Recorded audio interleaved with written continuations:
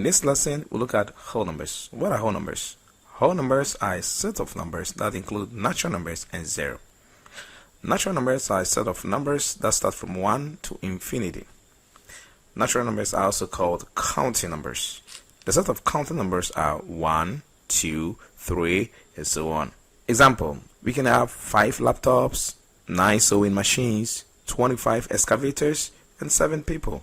The set of whole numbers comprise counting numbers and zero.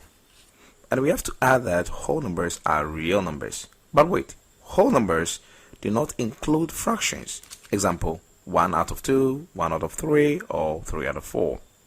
They do not also include decimals. Example, 1.5, 3.8, and 5.78. Whole numbers do not include negative numbers. Example, -2, -6, and -8. Whole numbers can be positive integers and zero, or non-negative integers. Now, let's look at the number line. The number line is a visual representation of numbers. Let's look at how whole numbers are represented on the number line.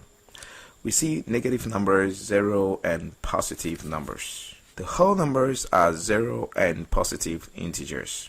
How do we represent whole numbers? Let's say we use W in uppercase to denote whole numbers. That is, W equals 0, 1, 2, 3, and so on. What are the smallest and largest whole numbers? For the smallest whole number, your guess is as right as mine. Now check this. Which is the smallest number here? Yes, it is 0. No number precedes 0. And the largest number?